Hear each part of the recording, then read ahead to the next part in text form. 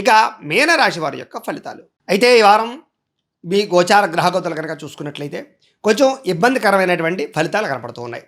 చాలా జాగ్రత్తగా ఉండవలసినటువంటి వారంగా ఈ వారం కనపడుతోంది. ముఖ్యంగా ఎప్పటి నుంచో ఉండేటటువంటి మిత్రులు కూడా శత్రువుల తయారయ్యే అవకాశం కనపడుతోంది. చాలా జాగ్రత్తగా ఉండాలి.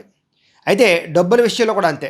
చాలా జాగ్రత్తగా ఖర్చు పెట్టకపోతే మాత్రం ఈ వారం అనవసరమైన వస్తువులు కొనుగోలు చేయడం, దుబారా ఖర్చులు ఇవి బాగా పెరిగిపోయే అవకాశాలు ఉన్నాయి. జాగ్రత్తగా ఉండాలి.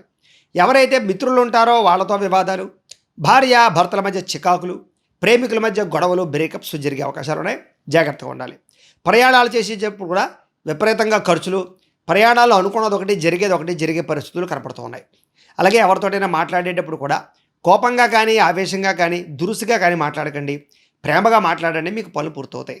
శాంతంగా మాట్లాడండి. అయితే క్రయ విక్రయాలు జరిగేటప్పుడు లేదా రాతకోతలు, అగ్రిమెంట్లు లేదా ఒప్పందాలు చేసుకునేటప్పుడు ఎక్కువ జాగ్రత్తగా ఉండవలసిన అవసరం ఈ వారం బాగా కనపడుతోంది. చాలామంది ఏంటంటే మీతోటి మాటలతో బురిడి కొట్టించి డబ్బులు కాజేసి ఏదో రకంగా మీ దగ్గర నుంచి మిమ్మల్ని నష్టపరచడానికి చూస్తూ ఉంటారు. కాబట్టి అలాంటి వాళ్ళతో చాలా జాగ్రత్తగా ఉండాలి.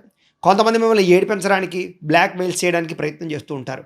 కాబట్టి అలాంటి వాటికి చాలా దూరంగా ఉండాలి. మనసును బాధ పెట్టేటటువంటి కొన్ని రకాల పరిణామాలు కనపడుతూ ఉన్నాయి. కాబట్టి మనసుని చాలా దృఢంగా, చాలా స్ట్రాంగ్గా ఉంచుకోవడానికి ప్రయత్నం చేయండి. ఏదేమైనా కూడా ఎవరైతే శత్రువులు ఉన్నారో, నమ్మక ద్రోహులు ఉన్నారో